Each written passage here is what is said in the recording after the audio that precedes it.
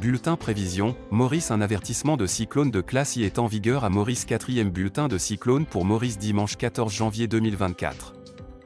La forte tempête tropicale Bellal était centrée à environ 460 km au nord-ouest de Maurice, en latitude 18,3 degrés sud et en longitude 53,7 degrés.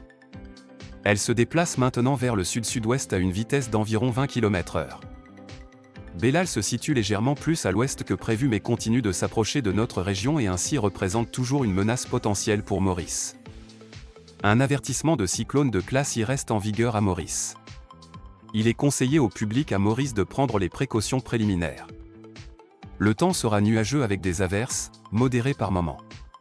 Les averses pourraient être occasionnellement fortes et accompagnées d'orages. Le vent soufflera du nord-est à une vitesse d'environ 25 km/h avec des rafales qui pourraient atteindre 80 km/h. La mer sera forte avec houle au-delà des récifs. Les sorties en mer sont déconseillées. Bellal est situé à 446 km au nord-nord-ouest de Saint-Denis et s'est déplacé vers le sud-sud-ouest à 22 km/h, 12 nœuds, au cours des 6 dernières heures. Bellal devrait se diriger vers le sud-sud-ouest vers le sud le long de la limite ouest de la crête subtropicale au cours des prochaines 24 heures. Dans 36 heures, Bellal devrait tourner brusquement vers le sud-est alors que les vents d'ouest subtropicaux se déplacent sur Madagascar et affaiblissent la crête subtropicale.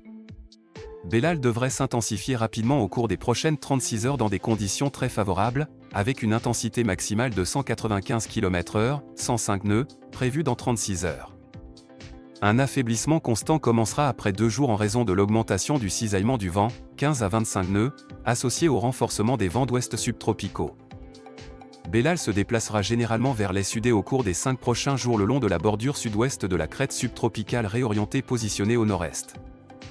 Après 4 jours, il y a une courte fenêtre de légère réintensification à mesure que les vents d'ouest subtropicaux et un creux à ondes courtes associés se déplacent vers l'est, avec une diminution du cisaillement du vent et une amélioration de la ventilation vers les pôles.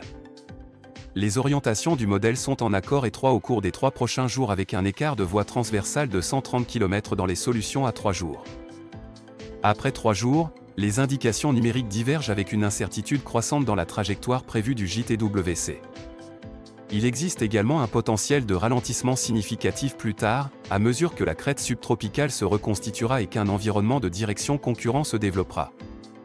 L'ensemble COANTC de 13 juin HUTC, version GFS, continue de prendre en charge la phase d'intensification rapide, ERI, avec des probabilités de pic de 90 à 95% d'hier au cours des 30 prochaines heures.